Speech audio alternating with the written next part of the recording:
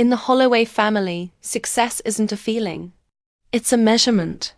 It's measured in the thread count of your linens and the prestige of your zip code. Every Sunday, my mother Gloria hosts a family dinner that is actually a performance. My sister Clara is the lead actress. I am the stagehand. Last Sunday, the air in the dining room felt like a held breath. Over a roast chicken that cost more than my weekly grocery budget, Gloria looked at Clara's new diamond tennis bracelet, a gift from her business profits, and then she looked at my sensible, tarnished watch. "It's a shame, Elara," Gloria sighed, as if she were mourning a tragedy. "Clara has that Holloway drive. She has the mansion in the hills. And you, well, you have that charming little studio in the industrial district. It's good to be realistic. Some people just aren't meant to hold on to property." Clara chimed in, her voice dripping with that toxic concern that feels like a paper cut. "Don't be hard on her, Mom. Not everyone can handle a mortgage. Elara is lucky she doesn't have the stress of a yard to maintain, or a legacy to protect." The room erupted in polite, brittle laughter. My father stared at his plate, silent as he's been for 30 years. I didn't defend myself. I didn't tell them that the studio they mocked was where I spent 20 hours a day building an empire they couldn't see. I just reached for the salt and thought about the $12,000 wire transfer I deauthorized that morning. They thought I was drowning in rent. They didn't realize I was actually buying the ocean. To understand why I stayed quiet, you have to understand the debt they owed me. In 2018, my grandmother Margaret passed away. She was the only one who truly saw me. She left me a seed fund, $60,000 meant to be the down payment on my future. But I was 22, and my mother was the legal custodian. When I graduated and asked for the keys to that fund, Gloria sat me down. She didn't have her usual polish. She looked shook. "The market took it, Elara," she whispered, her eyes avoiding mine.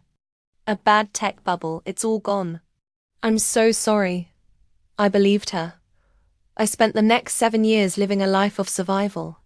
I was a junior coder by day and a freelance security auditor by night. I lived on ramen and cold coffee.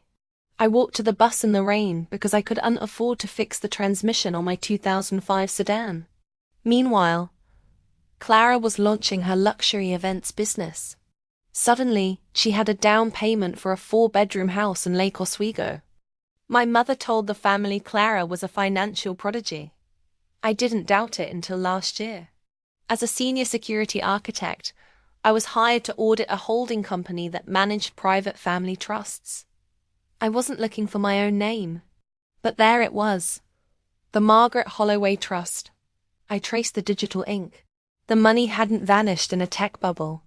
It had been moved. On June 14, 2018, exactly $60,000 had been transferred from my trust into a private account held by my mother. 2 days later, that same amount was used as the earnest money for Clara's house. My mother hadn't lost my future. She had harvested it to fuel the child she liked more. Rage is a luxury I couldn't afford yet.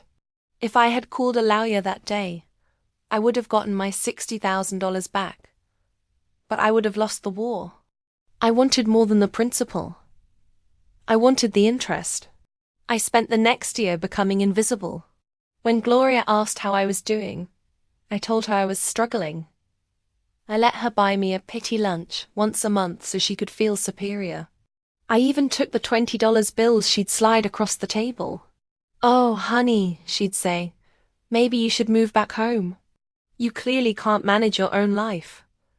I took that $20 and put it into an LLC I'd formed called QD Holdings.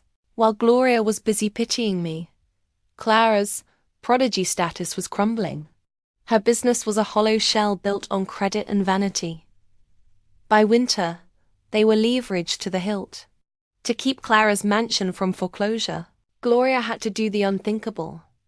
She had to put the Holloway Family Estate, the big house, on the market. She thought she was selling to a rich developer from the coast. She even negotiated a clause that she could stay in the guest cottage for 2 years, rent-free. She thought she was being clever. The developer didn't exist. It was me. Using a series of shell companies and a lawyer who specialized in anonymity, I bought the house where I'd been told I didn't belong. I bought it with the very money they'd stolen, compounded by 7 years of my own sweat. Last Saturday, I invited them to the house. I told them the new owner wanted to meet the previous residents before the renovations began. Gloria was wearing her best Chanel suit. She wanted to impress the new money. Clara was there too, eyeing the crown molding, probably wondering if she could ask the new owner for a loan. They stood in the grand foyer, the place where my mother once told me I'd be lucky to ever afford a trailer. I walked down the stairs.